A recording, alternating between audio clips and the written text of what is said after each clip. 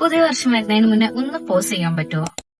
പുതുതായിട്ടൊന്നും plan ചെയ്യാനല്ല, ഒന്നും improve ചെയ്യാനല്ല, അടുത്ത വർഷം ഇനി എന്താവണമെന്ന് ഡിസൈഡ് ചെയ്യാനോ ഒന്നുമല്ല. ഇതൊന്നും കേൾക്കാൻ വേണ്ടിയിട്ട്. പുതിയ വർഷം വരെയാണ്, പുതിയ ഡേറ്റുകൾ വരെയാണ്, പുതിയ കലണ്ടർ വരെയാണ്. പക്ഷെ ഈ ഒരു റീസെറ്റ് ബട്ടണിന് നമ്മുടെ ബോഡിയും നമ്മുടെ നെർവസ് സിസ്റ്റം ഒക്കെ റെഡി ആണോ എന്ന് നമ്മൾ തന്നെ ചെക്ക് ചെയ്യണ്ടേ. ഇപ്പൊ സോഷ്യൽ മീഡിയ തുറന്നാൽ നമുക്ക് പലതും കാണാൻ പറ്റും. കഴിഞ്ഞ വർഷം അച്ചീവ് ചെയ്ത കാര്യങ്ങൾ, പുതിയ വർഷത്തിന് വേണ്ടിയിട്ടുള്ള റെസൊല്യൂഷൻസ്, വിഷൻ ബോർഡ് സക്സസ്, അങ്ങനെ ഒരുപാട് കാര്യങ്ങൾ. നല്ലതാണ്, പോസിറ്റീവ്ലി ഇതൊക്കെ ഇൻഫ്ലുവൻസ് ചെയ്യുന്നുണ്ടെങ്കിൽ നല്ല കാര്യം തന്നെയാണ്.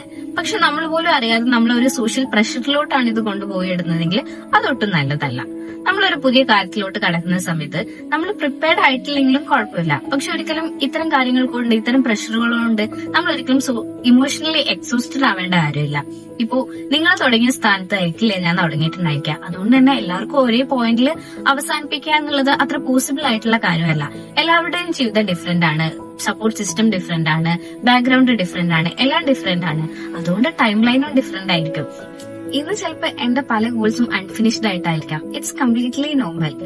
പക്ഷെ ന്യൂ ഇയർ വരുന്നതിന് മുന്നേ അതിനെല്ലാം ഒരു ക്ലോഷർ കൊണ്ടുവരാൻ വേണ്ടിയിട്ട് ഞാൻ ഇമോഷണലി എക്സോസ്റ്റഡ് ആവാന്ന് പറഞ്ഞാൽ അതിന്റെ ആവശ്യമില്ല.